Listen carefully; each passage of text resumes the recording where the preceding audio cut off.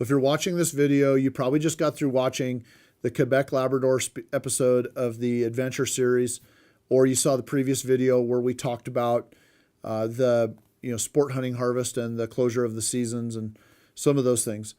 What I want to talk about in this video is something that I touched on at the end, and that is Mother Nature has a way of giving us little tips and hints. She drops little reminders that she's in control. The caribou, their population plummeted because there got to be too many of them. They over-harvested or overgrazed and damaged their ecosystem, and they suffered a massive population die-off. This happened with caribou populations all across the north and other species of animals all around the world. It's just something that happens. But I think that as man, we get a little bit, complacent, or I don't want to use the word complacent. I think sometimes we get a little bit too arrogant. We just take for granted that the grocery store down the street's always going to be open, that you're always going to be able to go stop at McDonald's and get a burger, that you can always get some food. And that's not always the case. Maybe that won't be the case forever. I like to say and do things that make people think about a much larger picture. This television show is about caribou, a massive population drop-off, or I should say plummet. And my question to you is this: what if man has a population so high that we are unable to grow enough food, and we have to grow our food, whether it's the four-legged food that we grow out on a cattle farm or the plant food we grow in a garden? We have to grow our food. We have to take from the land.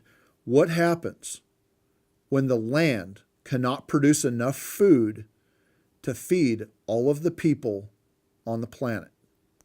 We already see this in places like North Africa. There's famine, starvation.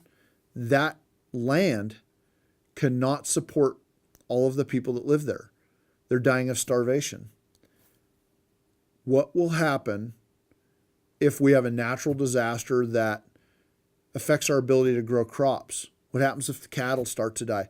What happens if we don't take care of our planet and we can't grow the food? What if we don't have the water to drink? We really need to start thinking about this because, like I said, Mother Nature, she gives us little hints. If you watch the wild, if you watch what happens in the woods on a smaller scale, those are little hints that Mother Nature drops on us, telling us, don't overpopulate. Don't ruin your water sources. Take care of your fields. Honestly, I just want to go hug a farmer today because they're the people who are growing food, putting it in our plates. We need to take care of our farmers. We need to take care of our water sources. We need to make sure that we have clean, not filtered water. We need to have clean water sources. We just need to take better care of our planet, and we need to start thinking about how many people live on this planet, where those people live, how they're congregated, and how are we going to continue to feed the population of this earth moving forward? Because if we don't, what happens when a massive disease rips through our country or our world? There's just a lot of things to think about. And watching this caribou population plummet over the last decade and watching it really hit rock bottom these last few years has made me think about these things.